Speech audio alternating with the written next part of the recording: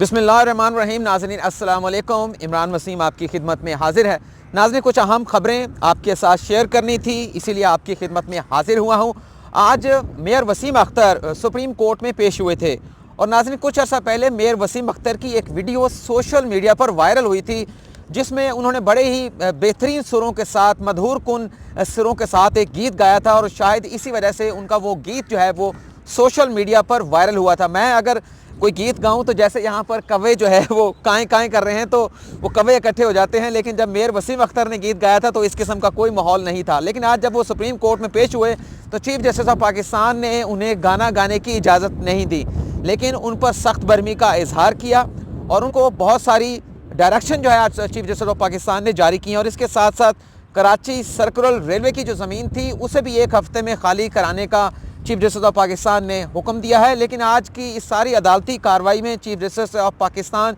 Justice Gulzar Ahmed, वज़ीर आला सिंध पे, मेयर कराची पे, सेक्रेटरी बल्दियात पे और उसके साथ साथ मेयर अपने जो कमिश्नर कराची हैं उन पर काफ़ी बरहम दिखाई दी है। ये तमाम तफसीलात आपके साथ शेयर करेंगे। लेकिन आज सुप्रीम कोर्ट ऑफ पाकिस्तान में एक और अहम मुकदमे की समाअत भी थी, जिसमें जस्टिस काजी फ़ाइज़ ईसा ने खैबर पख्तूनख्वा में स्पेशल सेक्रेटरी का ओहदा क्रिएट करने पर खैबर पख्तूनख्वा हुकूमत पर काफ़ी बरहमी का इजहार किया है और सरजनिश की गई है जस्टिस काजी फ़ाइज़ ईसा की जानिब से। ये क्या मामला है, ये क्या माजरा है, आपके साथ शेयर करेंगे। लेकिन इसके साथ साथ जस्टिस काजी फ़ाइज़ ईसा के मुकदमे में जो आखिरी समाअत हुई थी उसमें हमने आपको बताया था कि अटॉर्नी जनरल ऑफ पाकिस्तान ने खुद एडजर्नमेंट ली थी और ये क्या मामला है वो भी आपके साथ शेयर कर लेंगे। क्यों attorney general for Pakistan Anwar Mansoor Khan की जानिब से इस मामले में एडजर्नमेंट ली गई। लेकिन सबसे पहले हम शेयर करते हैं कि सुप्रीम कोर्ट ऑफ पाकिस्तान में कराची में जो तजावज़ात हैं उसके खात्मे के हवाले से मुकदमे की समाअत हुई। तो चीफ जस्टिस ऑफ पाकिस्तान ने जो सेक्रेटरी बल्दियात थे सबसे पहले उन्हें मुखातिब करते हुए मुखातिब किया। लेकिन उससे पहले आपको ये भी बता देते हैं कि मेयर कराची भी आज पेश हुए थे और साबिक वज़ीर बल्दियात सईद गनी भी सुप्रीम कोर्ट में पेश हुए थे। तो सेक्रेटरी बल्दियात को मुखातिब करते हुए चीफ जस्टिस ऑफ पाकिस्तान का ये कहना था कि कराची को खूबसूरत बनाना आप सबकी ज़िम्मेदारी है, लेकिन आप ये अपनी ज़िम्मेदारी जो है वो ऐसन तरीके से सरअंजाम नहीं दे रहे, बल्कि आप जो है आइन की खिलाफ वर्जी कर रहे हैं। और कराची के अवाम जो है वो इस बात पर जो है वो एहतजाज कर रहे हैं कि कराची की जो इंतज़ामिया है उनके मसाइल की तरफ तवज्जो नहीं दे रही। तो सेक्रेटरी बल्दियात जो है वो रोस्टम पर आए और बल्कि चीफ जस्टिस ऑफ पाकिस्तान ने यह भी कहा कि जिस किस्म के सवालात अवाम की जानिब से कराची की इंतज़ामिया पर या लोकल गवर्नमेंट की जो गवर्नेंस है उस पर उठाए जा रहे हैं तो इस पर मेयर कराची को जवाब देने चाहिए, लेकिन मेयर कराची जो है वो जवाब नहीं दे रहे। तो सेक्रेटरी बल्दियात ने तो एक तो बात ये की कि जो मेयर कराची वसीम अख्तर की जानिब से ये बात की जाती है या एक इल्ज़ाम लगाया जाता है कि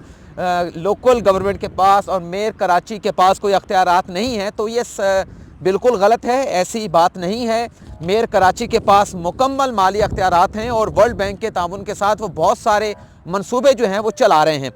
इसके बाद जब उन्होंने ये बात की तो चीफ जस्टिस ऑफ पाकिस्तान ने मेयर वसीम अख्तर को मुखातिब करते हुए कहा कि वसीम अख्तर साहब आप आएँ, ये बताएँ कि आप कर क्या रहे हैं। आपकी ज़िम्मेदारी है कराची को खूबसूरत बनाना, कराची को उसकी असल शक्ल में बहाल रखना। और उन्होंने ये भी कहा कि कराची जो था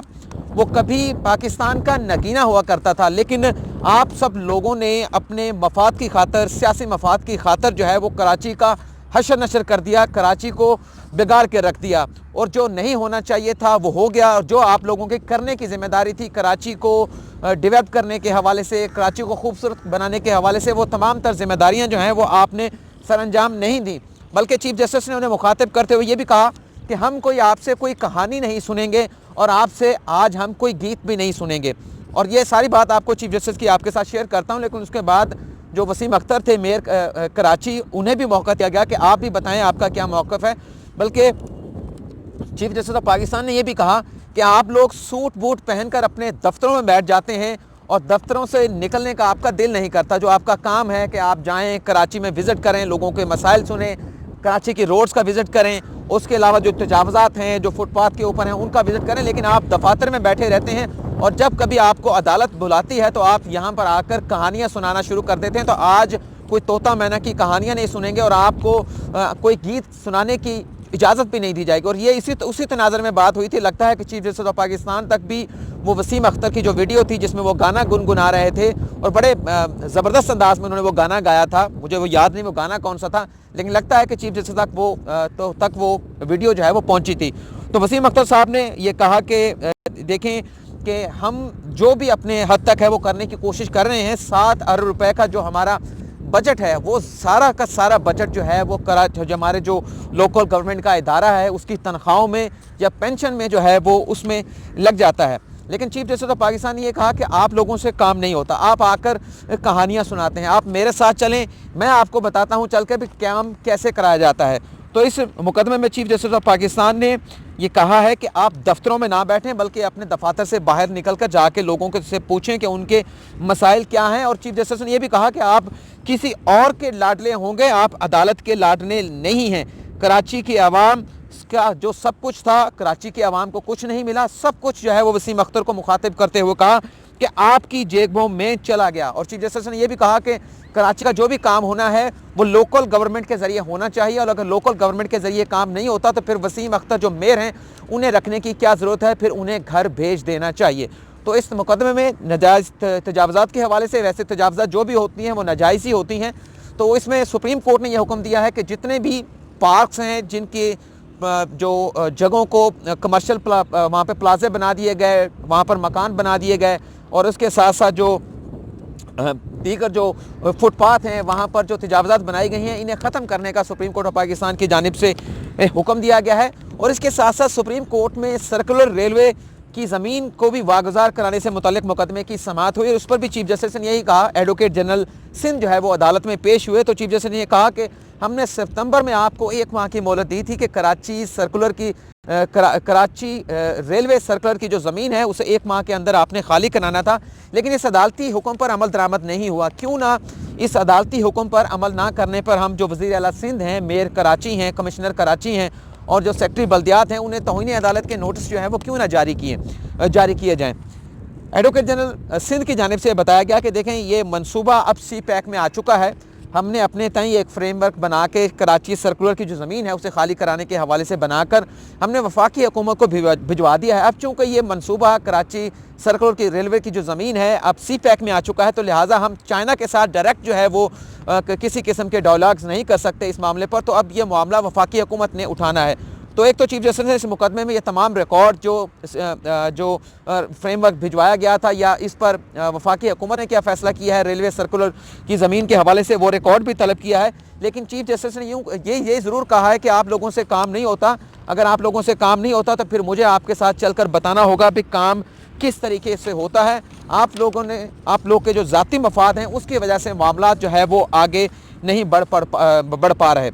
कमिश्नर कराची की जानिब से अदालत को ये बताया गया कि जो ज़मीन है Karachi railway circular Karachi railway की, उस पर सिंध हाई कोर्ट ने कुछ स्टे ऑर्डर्स दे रखे हैं, तो इसलिए हम उनके खिलाफ कार्रवाई नहीं कर सकते। जिस पर चीफ जस्टिस ने कहा कि हम आपको डायरेक्शन दे रहे हैं, सुप्रीम कोर्ट का हुक्म है, जाकर जिसका भी प्लाजा बना हुआ है कराची सर्कुलर रेलवे की ज़मीन पर उसे जाकर आप गिरा दें। हमारे ऑर्डर हैं सुप्रीम कोर्ट ऑफ पाकिस्तान के, तो एक बड़े अच्छे अहकाम दिए गए। जाहिर सी बात है कि सरकारी ज़मीनों पर कब्जे की किसी तरह से भी जो है वो इजाज़त नहीं दी जा सकती। अगर वो कब्ज़ा है किसी के पास उससे ज़रूर हटाया जाना चाहिए। तो ये बड़ा ज़बरदस्त ऑर्डर जो है वो सुप्रीम कोर्ट ऑफ पाकिस्तान की जानिब से किया गया है। लेकिन फैसल सदीकी की जानिब से अदालत को बताया गया, वो ह्यूमन राइट्स के लॉयर हैं, वो इस तरह के मुकदमात में पेश होते रहते हैं, उनकी जानिब से बताया गया कि सुप्रीम कोर्ट ने जो डायरेक्शन जारी की थी कराची सर्कुलर की ज़मीन खाली कराने के हवाले से, जो कराची की इंतज़ामिया थी उनकी जानिब से जो छोटे लोग थे जिन्होंने अपने मकान बना रखे थे, कुछ 6,500 के करीब ये लोग थे, उनसे जो मकान तो खाली करा लिए गए, लेकिन जो बड़े बड़े लोग थे जिन्होंने कराची की ज़मीन पर रेलवे सर्कुलर की ज़मीन पर प्लाजे बना रखे हैं, उनसे जगह जो है वो खाली नहीं कराई गई। जिस पर चीफ जस्टिस ने कहा कि ये उन प्लाजे वालों को जो बड़े बड़े लोग हैं, अमीर लोग हैं, उनसे ये जगह खाली नहीं कराएंगे क्योंकि ज़ाहिर सी बात है इनके मफाद हैं, उनके साथ वाबस्ता हैं। तो इस पर चीफ जस्टिस ने अब सिंध हुकूमत को, लोकल गवर्नमेंट को 1 हफ़्ते की मोहलत दी है कि आप 1 हफ़्ते के अंदर ये तमाम जो ज़मीन है ये खाली कराएँ। और जो मैंने आपको बात बताई, आज सुप्रीम कोर्ट ऑफ पाकिस्तान में जस्टिस काजी फाइज़ के सामने भी एक मुकदमे की समाअत हुई जिसमें खैबर पख्तूनख्वा में स्पेशल सेक्रेटरी का ओहदा क्रिएट करने पर खासी भरमी का इजहार किया गया, और उसमें उनकी जानिब से कहा गया कि हमें वो कानून दिखाया जाए जिस कानून के तहत स्पेशल सेक्रेटरी का ओहदा खैबर पख्तूनख्वा हुकूमत ने क्रिएट किया है। और जस्टिस काजी फाइज़ का ये कहना था, अगर पहले मैं कहीं चीफ जस्टिस का नाम ले गया हूँ इस मुकदमे में तो उसके लिए माजरत चाहता हूँ। ये जस्टिस काजी फाइज़ की सरबराही में बेंच ने केस की समाअत की और उन्होंने ये भी कहा कि खैबर पख्तूनख्वा हुकूमत अपने जो सूबाई प्रोविंशियल लॉज हैं उनकी खुद जो है वो धज्जियाँ जो है वो उड़ा रही है। और उन्होंने इस मामले पर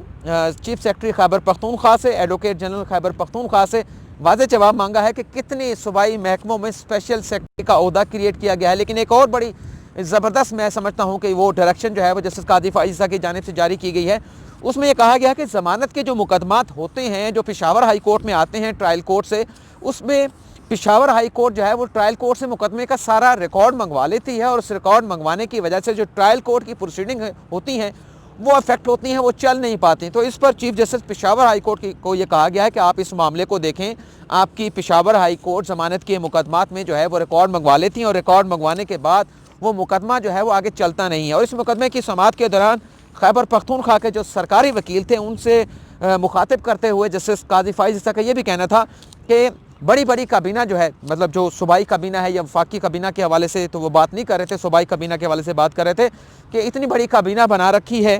तो उन्होंने पूछा सरकारी वकील से खैबर पख्तूनख्वा से कि जब कायदे आज़म मोहम्मद अली जिन्ना ने पाकिस्तान हासिल किया था तो उनकी काबीना में कितने लोग शामिल थे। तो खैबर पख्तूनख्वा के सरकारी वकील ने बताया कि 4 से 5 लोग थे। तो इस पर कहा कि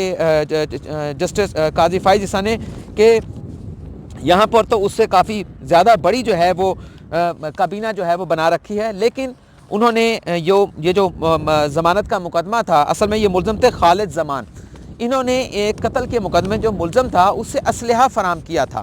लेकिन इस मुलज़म के मुकदमे की समाअत के दौरान कार्रवाई किसी और तरफ चल निकली। स्पेशल सेक्रेटरी के ओहदे पर बात हुई, सूबाई काबीना पर बात हुई, लेकिन इस मुलज़म ने, जिसकी ये ज़मानत की दरख्वास्त थी, उन्होंने अपनी ज़मानत की दरख्वास्त जो है वो वापस ले ली। अब नाज़रीन, हमने बात करनी थी जस्टिस कादी फाइज़ा के मुकदमे में अटॉर्नी जनरल फॉर पाकिस्तान का जो एक मुझे ये लगा कि उनका कुछ मामले को लंबा करने वाला उन्होंने जो है वो एक रास्ता अपनाया है, क्योंकि उन्हें अदालत ने कहा था कि अब चूँकि तमाम दरख्वास्त गुजार हैं, उनके दलाइल ख़त्म हो चुके हैं, तो आप उस पर दलाइल दें। लेकिन उन्होंने बड़ी लंबी तारीख मांग ली। लगा यह है कि वो मामले पर या टाल मटोल कर रहे थे, कुछ गुरेज उमेज उनका रवैया लगा मुझे ज़ाती तौर पर, तो उस पर मैं बात करना चाह रहा था, लेकिन वीडियो का वक्त जो है वो ख़त्म हो चुका है। अगली वीडियो में हम इस मामले पर तफसीली जो है वो आपके साथ जो है वो शेयर करेंगे, जो भी मेरे पास मालूमात हैं कि कितनी हेयरिंग्स हुई हैं और क्या दलाइल दिए गए हैं और इसके लिए क्या 2 हफ्तों के वक्त की ज़रूरत थी अटॉर्नी जनरल ऑफ पाकिस्तान को, या फिर किसी और वजह से ये 2 हफ्तों का वक्त जो है वो सुप्रीम कोर्ट ऑफ पाकिस्तान से लिया गया है।